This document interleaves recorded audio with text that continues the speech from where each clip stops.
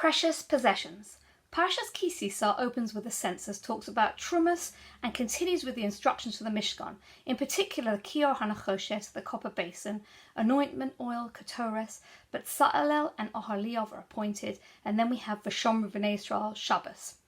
The last posuk of Perek Lamed Aleph we read, Vayiten el Moshe kachaloso ledaber ito bahar Sinai, shnei luchos ha'edos, luchos even kesuvin be'etzba Elokim. Just as Moshe is about to come down the mountain, when he's finished speaking to Hashem on Har Sinai, Hashem gives Moshe the 2 tablets of stone. And we say it's inscribed by the finger of Hashem.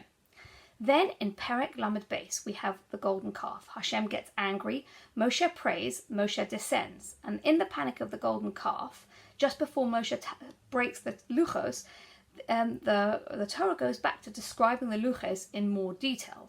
In Perek Lamed Beis, Psukim Tesvov and Teszayin, we read, Vayifin, Vayered Moshe min hahar, Ushnei luchos ha'edos biyodo, luchos kesuvim mishnei evrehem, mizeh umizeh, heim kesuvim. Vahaluchos mase Elokim hema, vahamichtov michtav Elokim hu, chorus al haluchos. Moshe turned and came down from the mountain with the luchos in his hands, inscribed on both of their surfaces. They were inscribed on one side and on the other. The luchos were the work of Hashem, and the script was the script of Hashem etched on the luchos. Why do they get described in detail now, like 15 Pesukim later, after we already heard about them at the end of Perek Lamed Aleph?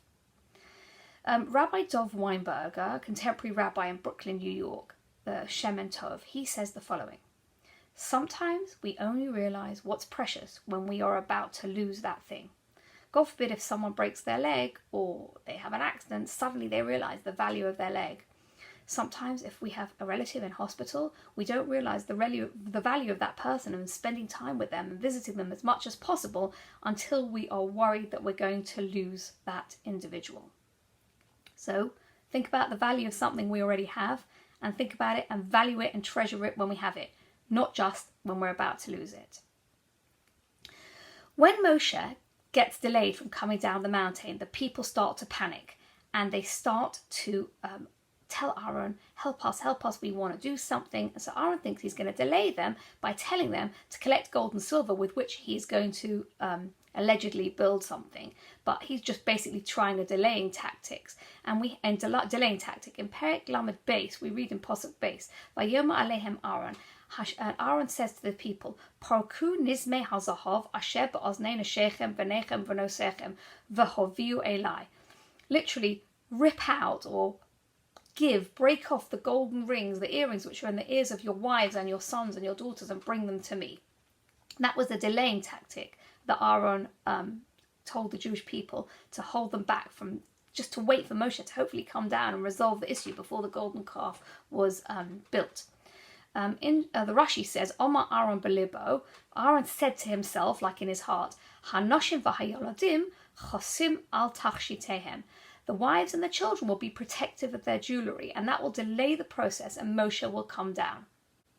But next week in Parshas Vayakel, when it comes to donating for the Mishkan, we can see that the wives were the first to bring their earrings and their jewellery, even though you see that by nature women might perhaps like jewellery.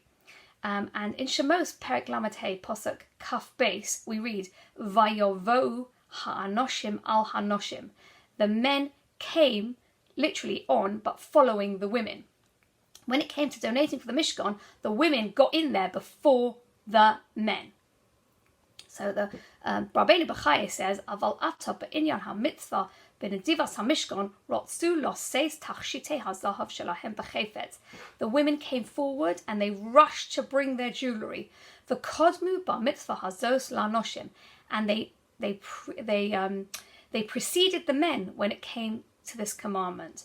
It's a remarkable tribute to the Jewish women who had not been willing to give up their jewellery to help build the golden calf. But when it came to building the Mishkan, they were the first to volunteer their most precious possessions with alacrity. So this week, we see the value of something precious, like the Luchos. Be careful, watch out. If you have something very precious, look after it and notice that you've got it before it's too late. And the women who were not willing to give up their jewellery for the golden calf for Avodah Zarah, but when it came to the Mishkan, they were the first to come forward to donate their jewellery. I wish everybody a good Shabbos.